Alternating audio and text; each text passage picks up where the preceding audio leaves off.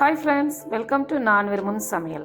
கனவா மீன் வாங்கினீங்கன்னா ஒரு தடவை இந்த மாதிரி செஞ்சு பாருங்கள். கனவா மீன் குழம்பு அவ்வளவு டேஸ்ட்டாக இருக்கும் ரைஸில் வச்சு சாப்பிடும்போது. ஃபஸ்ட் டைம் நம்ம சேனலில் பார்க்குறவங்க சப்ஸ்கிரைப் பண்ணுங்கள், பக்கத்தில் இருக்க பெல் பட்டனையும் கிளிக் பண்ணுங்கள். அப்போ தான் நாங்கள் போடுற எல்லா வீடியோஸும் உங்களுக்கு நோட்டிஃபிகேஷன் வரும். இப்போ நான் ஒரு கடாய் எடுத்து வச்சுருக்கிறேன். கடாய் ஹீட் ஆன உடனே நான் 2 கைப்பிடி அளவு தேங்காய் இதில் ஆட் பண்ணியிருக்கிறேன். இப்போ இந்த தேங்காய் கூட ஒரு 5-6 பல் வெள்ளை பூண்டு நம்ம இதில் ஆட் பண்ணலாம். அதுக்கப்புறமா சின்ன துண்டு இஞ்சி பொடியாக கட் பண்ணி இதில் ஆட் பண்ணுறேன். அப்புறமா சோம்பு பெருஞ்சீரகம் 1/2 டீஸ்பூன் ஆட் பண்ணுறேன். அப்புறமா வெந்தயம் 1/2 டீஸ்பூன் ஆட் பண்ணலாம். அப்புறமா ஜீரகம் அதுவும் 1/2 டீஸ்பூன் ஆட் பண்ணலாம்.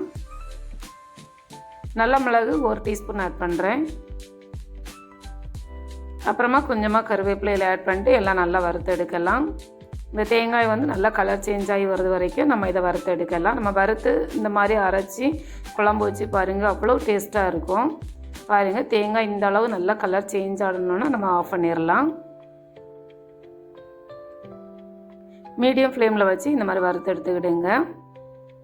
இப்போ நான் ஒரு கடாயில் 1 ஸ்பூன் அரிசி எடுத்துருக்கிறேன்.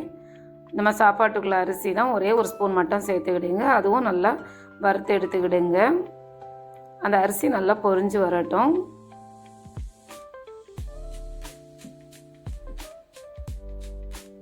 பாருங்கள், இப்போ அரிசியை நம்ம எல்லாம் வறுத்து எடுத்துட்டோம். பாருங்கள், இந்த மாதிரி இருக்கணும் நம்ம வறுத்த அரிசி. இப்போ மிக்ஸி ஜாரில் நம்ம வறுத்த அந்த தேங்காய் அதுவும் நம்ம இதில் ஆட் பண்ணலாம்.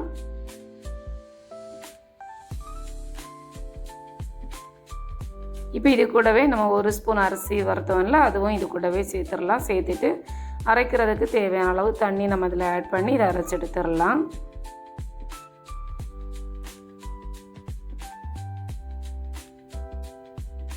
இதை நல்லா நைஸாக நம்ம அரைச்சி எடுத்துகிட்டு வந்துட்டோம் பாருங்கள். இப்போ நான் இது மண்சட்டியில் தான் வைக்க போகிறேன். இப்போ இதில் 2.5 டீஸ்பூன் ஆயில் இதில் ஆட் பண்ணுறேன். 2.5 ஸ்பூன் ஆயில். ஆயில் நல்லா ஹீட்டான உடனே நம்ம இது கூட கடுகு சேர்க்கலாம். 1/2 டீஸ்பூன் கடுகு.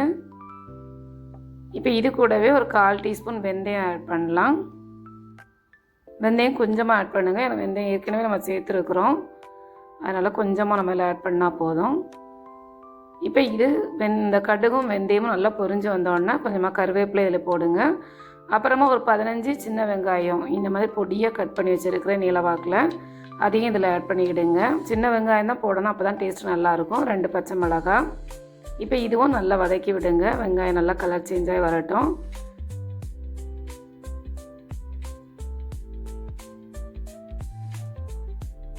இப்போ இது கூடவே ஒரு தக்காளி அதுவும் பொடியாக கட் பண்ணி இதில் ஆட் பண்ணுறேன். இப்போ 2ஐயும் நல்லா வதக்கி விடுங்க. தக்காளி நல்லா மசிஞ்சு வரட்டும். பாருங்கள், இந்த மாதிரி நல்லா மசிஞ்சு வரணும்.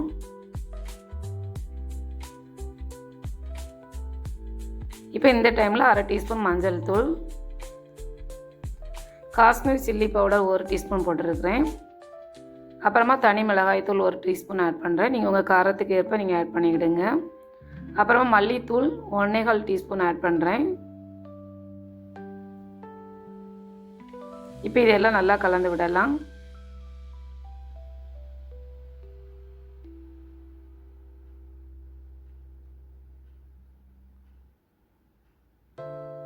இப்போ இந்த டைமில் நம்ம கழுவி வச்சுருந்த இந்த கனவா மீனை நம்ம இதில் ஆட் பண்ணலாம்.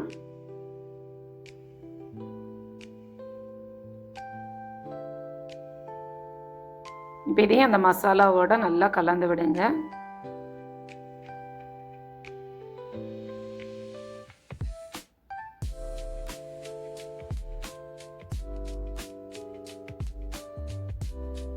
இப்போ நமக்கு தேவையான அளவு உப்பு நம்ம இதில் ஆட் பண்ணலாம். உப்பு ஆட் பண்ணிவிட்டு நல்லா கலந்து விட்டுடுங்க.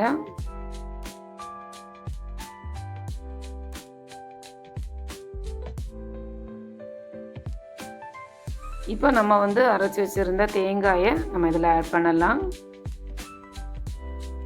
தேங்காய் ஆட் பண்ணி நல்லா கலந்து விட்டுடுங்க.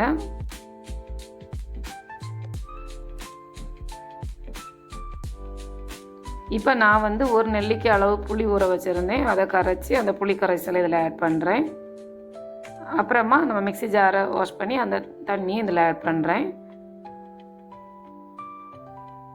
உங்களுக்கு குழம்புக்கு எவ்வளோ தண்ணி தேவையோ அதுக்கேற்றபடி நீங்கள் விட்டுடுங்க. இப்போ நல்லா கொதி வந்துட்டு பாருங்கள், நல்லா கலந்து விட்டுடுங்க. இப்போ நமக்கு எண்ணெயெல்லாம் பிரிஞ்சு வருது பாருங்கள். குழம்பு நல்லா திக்காக வந்திருக்கு பாருங்கள்.